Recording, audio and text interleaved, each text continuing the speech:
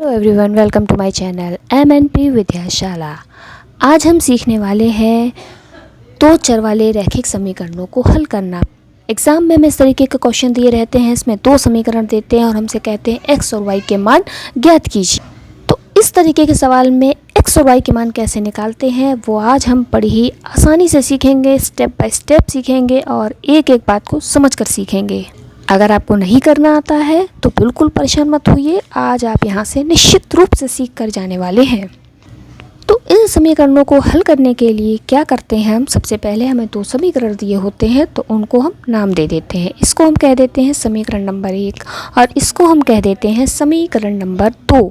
हम विलोपन विधि से करेंगे आज। तो विलोपन विधि में क्या रहता है कि हमारा काम रहता है या तो हमें x का विलोपन कर दें या फिर y का विलोपन कर दें। विलोपन करने का मतलब गायब कर दें।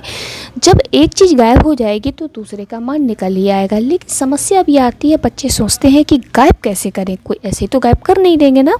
तो गायब करने के लिए क्या रहता है कि मान लो सपोज़ करो हमें y को गायब करना है।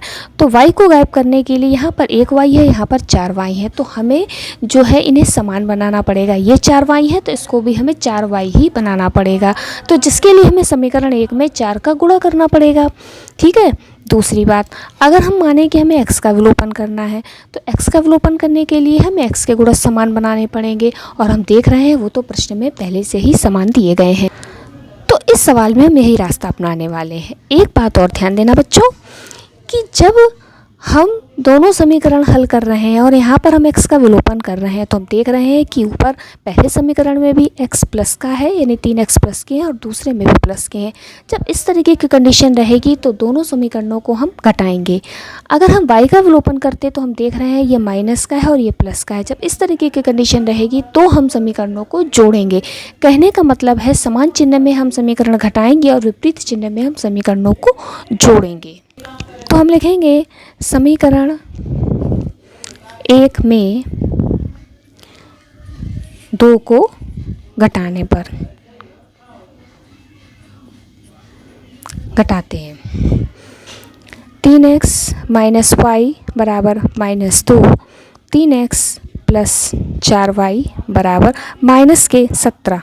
ध्यान देना, जब हम दो समीकरण घटाते हैं तो हमें क्या करना होता है, निशान बदलने होते हैं। नीचे वाले जो भी पद हैं उनके निशान बदलेंगे। प्लस के 3x माइनस के हो जाएंगे, प्लस के 4y माइनस के हो जाएंगे और माइनस के 17 प्लस के हो जाएंगे।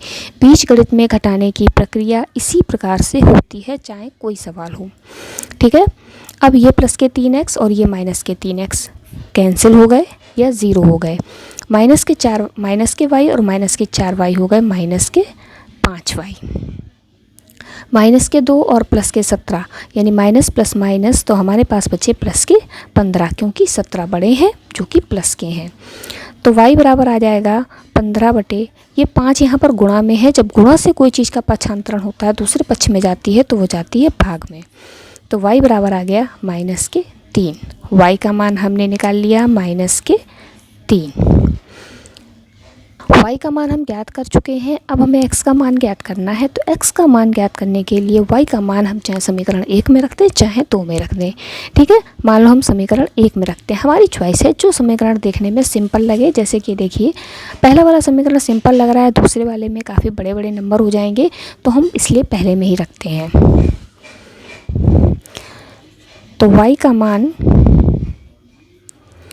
समीकरण 1 में रखने पर फटाफट से हम क्या करते हैं, समीकरण 1 को उतारते हैं और यहाँ पर हम y का मान रखते हैं 3x, और y का मान ये पहले से ही माइनस है और y का मान हमने -3 निकाला बराबर माइनस के 2। तो ये हो गए 3x माइनस माइनस प्लस के 3 बराबर माइनस के 2। तो हो गए 3x बराबर माइनस के 2 अपनी जगह पर है। ये 3 जो है यहाँ से आएंगे तो माइनस में हो जाएंगे। 3x बराबर हो गया माइनस के 5। तो x बराबर हो गया माइनस के 5 अपनी जगह पर है और ये 3 गुणा में है ना, तो इस साइड आएंगे तो आ जाएंगे भाग में। तो ये हो गया हमारे पास x का मान। तो y के और x के दोनों मान जो हमसे पूछे गए थे हमने निकाल लिए। मुझे उम्मीद है आप लोगों को बहुत अच्छे से समझ में आया होगा। अगर समझ में आया है तो मुझे कमेंट कर ज़रूर बताएं। अपने अगले वीडियो में इसी तरह का एक क्वेश्चन जो थोड़ा सा इससे अलग होगा सॉल्व करूँगी मैं। तो कनेक्ट रहने के लिए चैनल को सब्सक्राइब ज़रूर करें। Thank you so much. Bye bye.